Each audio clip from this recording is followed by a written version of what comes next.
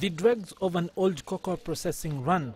The last of the beans here, a fallen reminder of what the industry once was. The last time this machine was used was close to 1 year ago. Started in the year 1906, the Finca Sampaka cocoa plantation, 10 kilometers from the center of the Equatorial Guinean capital Malabo, is well into the second century of existence. But things are not what they used to be, and the glory days are mostly in the past now. That looks like a truck engine. It's a camión, no? Okay, it's a generator. The entire plantation here is dwarfed by the sabre tree, the national emblem of the country, reminiscent of the fashion in which the oil industry here towers over the rest of the economy. In the 1960s, Equatorial Guinean cocoa was renowned for being among the best in the world.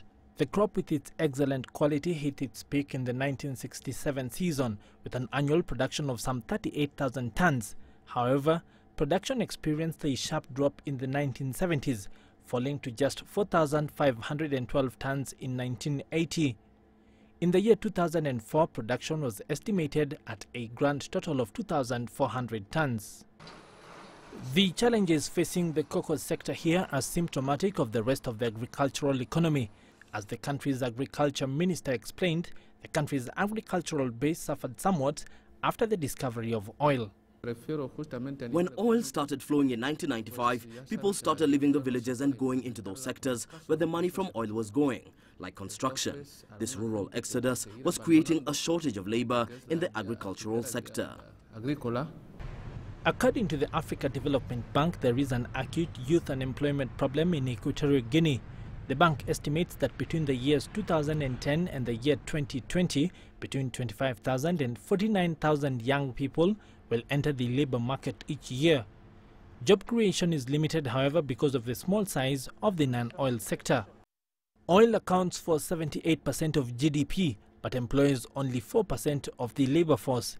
The bank also estimates that agriculture contributes 1.9% of GDP, while directly impacting on 71% of the total population. The country, though, is working to turn the situation around, to modernize agriculture and improve the lot of farmers. This will create sustainability in the countryside, and even if the oil fields run dry, they won't be living too badly.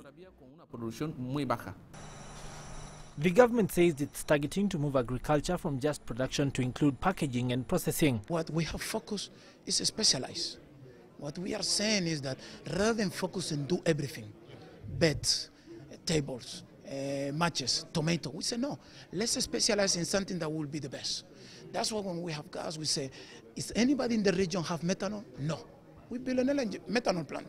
So right now we have the biggest methanol plant in Africa. That is, and the same thing we want to do in specialization.